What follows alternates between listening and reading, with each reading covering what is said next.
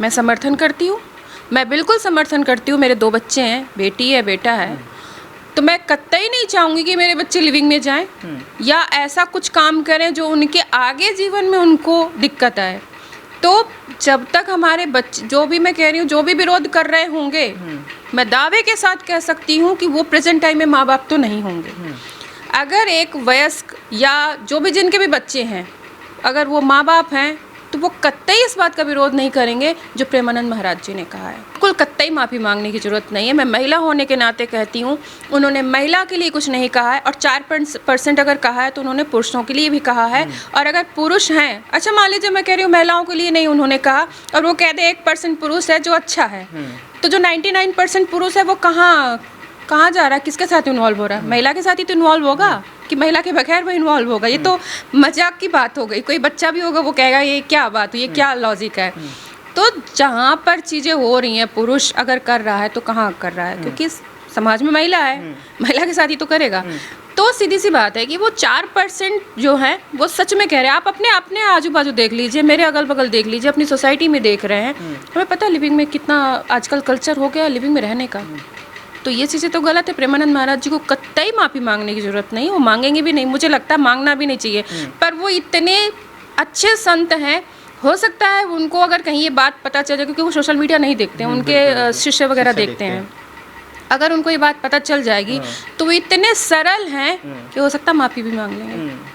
हमारे आपके अंदर ईगो है कि नहीं, हमारे एक गुरु हैं, हमारे आचार्य हैं, उनको हम कैसे माफ़ी मांगते हुए देख सके, लेकिन वो इतने सरल हैं कि शायद वो देखेंगे तो माफ़ी भी मांग लेंगे। दोस्तों, जैसे ही प्रेमानंद महाराज और अनिरुद्धाचार्य महाराज जी का बयान वायरल हुआ, एक तबका है जो गाली देने पे आ गया। कोई उनको बेशरम बाबा बोल रहा है, कोई ढोंगी पंडित बोल रहा है, कोई कह रहा है कि भाई प्रेमानंद जी महाराज कौन होते हैं ये बोलने वाले। दरअसल एक बार फिर मैं आपको पूरा बयान बता देता हूँ। प्रेमानंद महाराज जी ने कहा था कि जो लड़की शादी से पहले 4 बॉयफ्रेंड रखती हो वो अच्छी पत्नी कैसे बन पाएगी, और जो लड़का शादी से पहले 4 गर्लफ्रेंड रखता हो वो अच्छा पति कैसे बन पाएगा। हमारे साथ शशि पांडे जी है, सनातनी महिला है। तो हमारे मन में विचार आया कि महिलाओं का मुद्दा है और महिला ही विरोध कर रही है, तो क्यों ना महिला से बातचीत कर ली जाए कि इस मुद्दे को लेके उनकी क्या राय है। मैम, आपने देखा एक बयान वायरल हुआ, लगातार 1 हफ्ते के करीब हो गया, कंट्रोवर्सी हो रही है। अनिरुद्धाचार्य जी ने तो माफ़ी मांग ली थी, लेकिन लोग कह रहे हैं कि वे प्रेमानंद महाराज जी कौन होते हैं कि ये बताने वाले लिव इन में रहना है या नहीं रहना है। पहली बात तो मैं बता दूं उन सभी आपके माध्यम से जो भी आपके दर्शक हैं कि प्रेमानंद महाराज जी ने अपनी तरफ से कुछ नहीं कहा, और प्रेमानंद महाराज जी कभी भी अपनी तरफ से कुछ नहीं कहते हैं।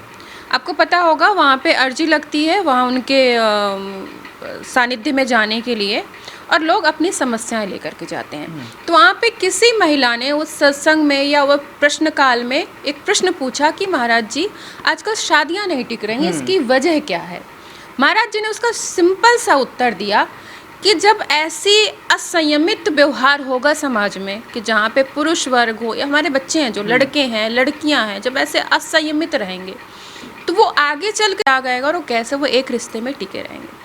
उस बात को कट करके, पुरुषों वाली बात को ना दिखा करके सिर्फ महिलाओं को दिखा करके उसको वायरल कर दिया।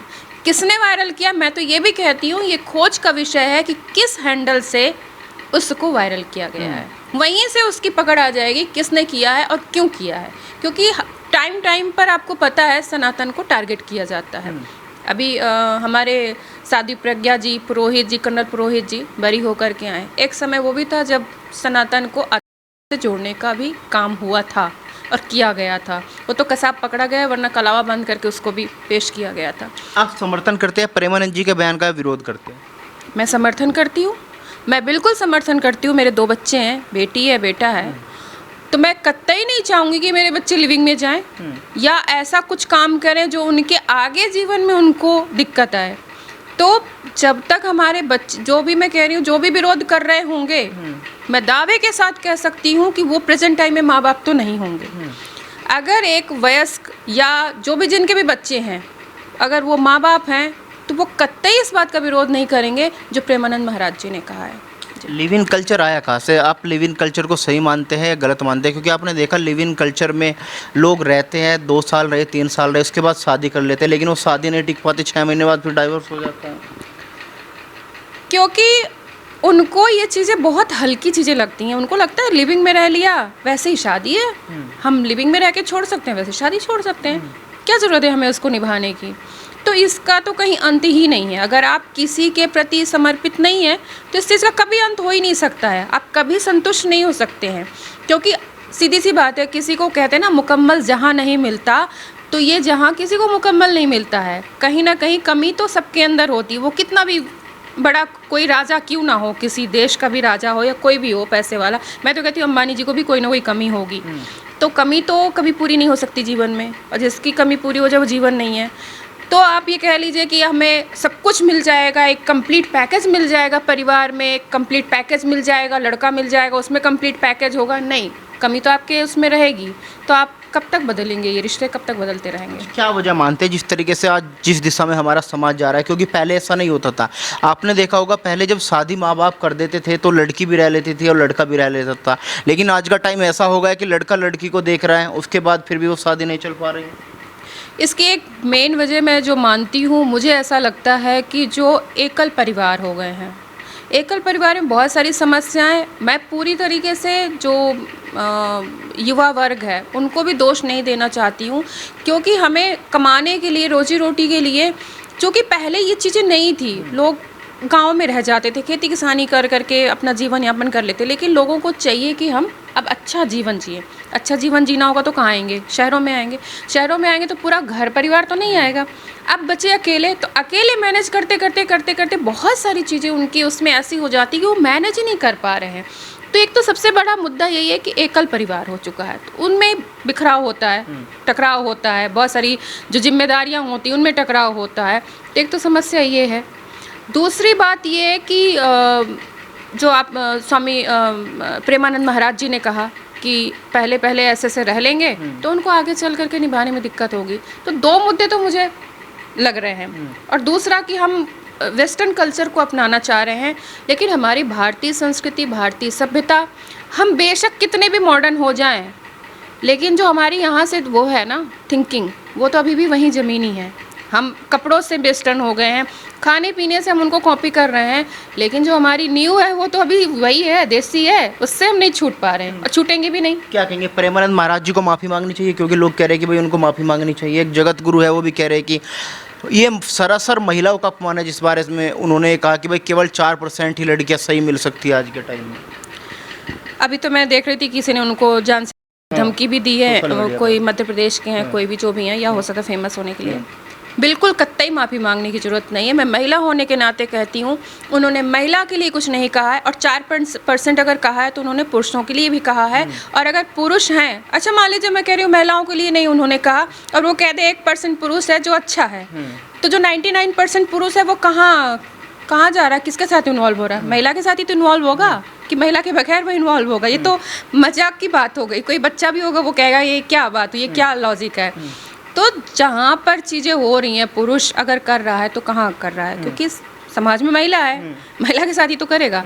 तो सीधी सी बात है कि वो 4% जो है वो सच में कह रहे हैं। आप अपने आजू बाजू देख लीजिए, मेरे अगल बगल देख लीजिए, अपनी सोसाइटी में देख रहे हैं, हमें पता है लिविंग में कितना आजकल कल्चर हो गया लिविंग में रहने का। तो ये चीज़ें तो गलत है। प्रेमानंद महाराज जी को कतई माफ़ी मांगने की ज़रूरत नहीं, वो मांगेंगे भी नहीं, मुझे लगता है मांगना भी नहीं चाहिए। पर वो इतने अच्छे संत हैं, हो सकता है उनको अगर कहीं ये बात पता चल जाए, क्योंकि वो सोशल मीडिया नहीं देखते हैं, उनके शिष्य वगैरह देखते हैं, अगर उनको ये बात पता चल जाएगी तो वो इतने सरल हैं कि हो सकता है माफ़ी भी मांग लेंगे। हमारे आपके अंदर ईगो है कि नहीं, हमारे एक गुरु हैं, हमारे आचार्य हैं, उनको हम कैसे माफ़ी मांगते हुए देख सके, लेकिन वो इतने सरल हैं कि शायद वो देखेंगे तो माफ़ी भी मांग लेंगे। आप प्रेमानंद जी महाराज को क्या मानते हैं? मतलब कितने दिन से आप उनको फॉलो कर रहे हैं? क्या जीवन में बदलाव आया उनको सुनने से? मतलब जैसे कहते हैं ना, सुनामी आ रही हो और आप उनके विचार सुन लीजिए तो आपके मन को एक बहुत ठंडक मिल जाएगी, ठहराव मिल जाएगा। मैं बहुत ये कह लूँ कि मैं बहुत धार्मिक हूँ, मैं बहुत पूजा पाठ करती हूँ, नहीं, ऐसा नहीं है। मैं बहुत सामान्य हूँ। मैं रोज़ की दिनचर्या में जितनी पूजा कर पाती हूँ, नहीं होता तो मैं जहाँ भी जाती रहती हूँ, मुझे जो पाठ करना होता है मैं रास्ते में कर लेती हूँ। तो ऐसा मुझे कोई नहीं कहे कि मैं बहुत कट्टर धार्मिक हूँ, बहुत कट्टरता है मेरे अंदर, नहीं।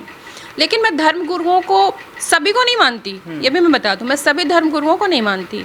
जो मुझे लगता है कि हाँ ये समाज को सही दिशा दे रहे हैं, क्योंकि मैं पढ़ा लिखा समाज है, अंधभक्त नहीं है कोई, पढ़ा लिखा समाज है, उसको लगता है कि ये सही दिशा दे रहे हैं, सही डायरेक्शन दे रहे हैं, तभी मैं उनको फॉलो करती हूँ। इसलिए मैं जब से सुन रही हूँ उनको, तब से मुझे कभी भी उनकी कोई एक भी बात ऐसे नहीं लगी कि जो जीवन में अपनाई नहीं जा सकती। उनके बातों में दर्शन होता है, समझने वाली बात। लोग कहेंगे कि आप एक महिला हो के महिलाओं का विरोध कर रहे, कह रहे कि गुरुजी ने जो कहा सही कहा। बिल्कुल, मैं महिला होकर के ही कह रही हूँ बात को कि बिल्कुल सही कहा है, बिल्कुल सही कहा। मैं कह रही हूँ ना, मेरी भी बेटी है, अब मैं कल को चाहूँ कि लिविंग में रहेगी, नहीं होगा। बेटा है मेरा, मैं चाहूँगी क्या कि लिविंग में रहे। तो इस लिहाज से तो मैं बिल्कुल इस बात के बिल्कुल खिलाफ हूँ। ये लिविंग जो रहने का तरीका है ये बिल्कुल सही नहीं है। और मेरे जैसी जितने भी माएँ हैं उन सबकी ये चिंता है कि उनके बच्चे ऐसी हरकत ना करें जिससे आगे उनके भविष्य में दिक्कत हो। विरोधियों के लिए क्या कहना चाहेंगे, जो लोग बाइकआउट ट्रेंड चला रहे हैं, कह रहे हैं कि माफ़ी मंगवा के रहेंगे? ऐसे आंदोलन होते रहते हैं, ऐसे आंदोलनों से कुछ नहीं होता है और कोई कुछ कर नहीं सकता है, ठीक है। और माफ़ी ऐसे क्या कहेंगे कि ऐसे विरोध में माफ़ी मांग तो मंगवाई नहीं जा सकती है, और महाराज जी को मांगनी भी नहीं चाहिए। लेकिन मैंने जैसे पहले कहा कि महाराज जी इतने सरल हैं कि मांग भी सकते हैं, लेकिन माफ़ी वाली तो कोई बात ही नहीं उन्होंने कही, और माफ़ी मांगना भी नहीं चाहिए। और आंदोलन करने वाले कौन है ये लोग, कौन आ रहे हैं जो ऐसी बात कर रहे हैं? ये है कौन? क्या यही सनातन के ठेकेदार हैं क्या? ये बताएंगे क्या कि समाज को क्या करना, क्या नहीं करना है?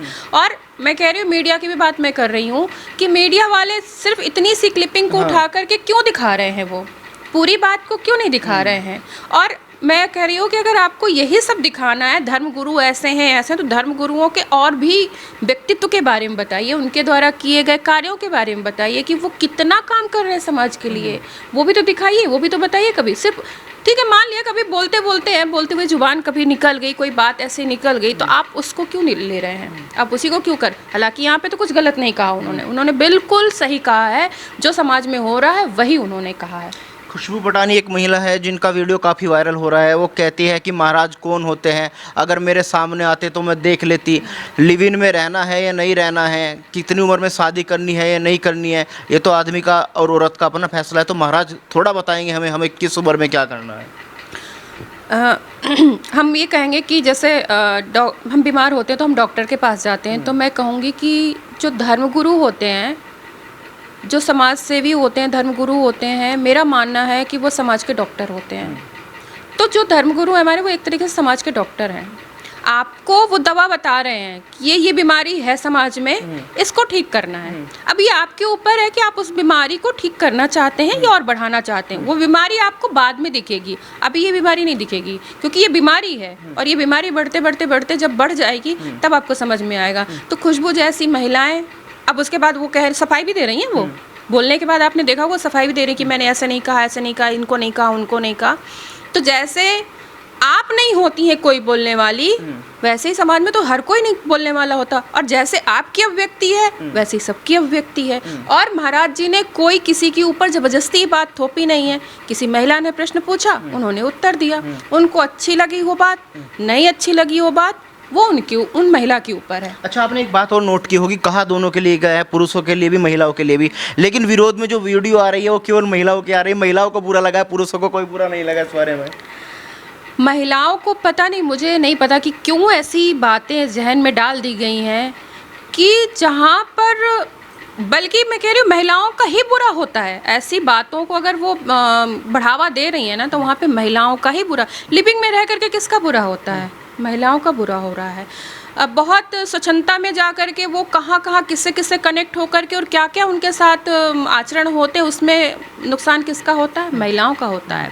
और महिलाएं इस बात को नहीं समझ पा रही, वो सॉफ्ट टारगेट हो जाती हैं, इतनी उनके अंदर भावनात्मक रूप से कमज़ोर होती हैं महिलाएं, लड़कियां, कि उनको बहुत जल्दी टारगेट किया जाता है। अभी आप छांगुर बाबा का देख लीजिए, कितनी महिलाओं को, कितनी लड़कियों को धर्मांतरण किया, लड़कों का क्यों नहीं किया?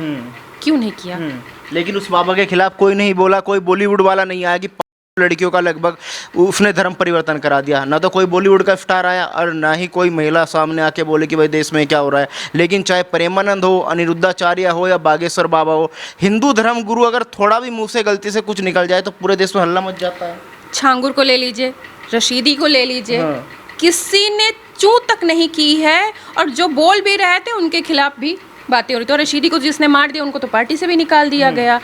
तो और इधर बोलने पे आ गए तो देखिए कि क्या बवाल मचा रखा है। तो ये चीज़ें बहुत गलत हैं। आप उन अगर आप इतनी ही फेमिनिस्ट हैं, इतनी ही स्त्रीवादी हैं, इतनी ही महिलाओं के लिए चिंतित हैं, तो वहाँ पर भी तो बोलिए। वहाँ पर भी तो कितना गंदा वर्ड बोला गया है। उनको भी मौलाना, जैसे हमारे धर्मगुरु है, ऐसे मौलाना है। कोई अंतर है? कोई अंतर नहीं है। तो ऐसे ही तो वो भी बोले, उनके लिए क्यों नहीं आप कही हैं? उनको क्यों नहीं गाली दे रही हैं खुशबू जी जा करके? उनका क्यों नहीं विरोध कर रही हैं? छांगुर ने तो मतलब उसका तो वर्ल्ड से जुड़े हुए तार हैं, उसने कितना गलत किया। और यही नहीं, हर साल आता है कि कितनी महिलाएं और कितने बच्चे गायब होते हैं, उन पर क्यों नहीं कोई कुछ बोल रहा है? वो महिलाएं कहाँ जा रही हैं? क्या हो रहा है उनके साथ? कैसे बरगलाया जा रहा है? तो सीधी सी बात है कि प्रेमानंद महाराज जी ने जो कहा है बिल्कुल सटीक कहा है, सही कहा है। बॉलीवुड की तो बात ही मत करिए, जब आप बॉलीवुड की बात कर रहे हैं। बॉलीवुड के तो मतलब इतनी गंद फैला रखी है उन्होंने, इतनी गंद फैला रखी है। आमिर खान जी चौथी शादी कर रहे हैं।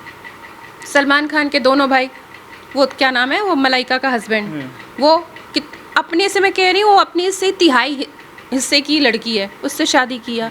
उनकी बीवी किसी और के साथ रह रही है। तो इनका तो खैर कुछ पता ही नहीं है किसके साथ लिविंग रह रहे हैं, किसके साथ शादी कर रहे हैं, किसके साथ क्या कर रहे हैं। और इन्होंने सबसे ज़्यादा गंदगी परोसी है, सबसे ज़्यादा समाज में। एक आखिरी सवाल आपसे, प्रेमानंद महाराज जी को खुला समर्थन देने के पीछे क्या वजह है? मेरा प्रेमानंद महाराज जी को समर्थन देने के पीछे ये वजह है कि वो समाज को सही दिशा देते हैं, कोई गलत बात नहीं बताते हैं।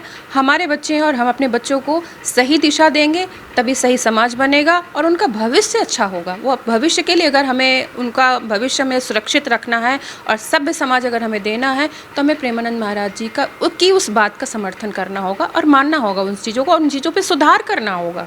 बहुत बहुत धन्यवाद मैम।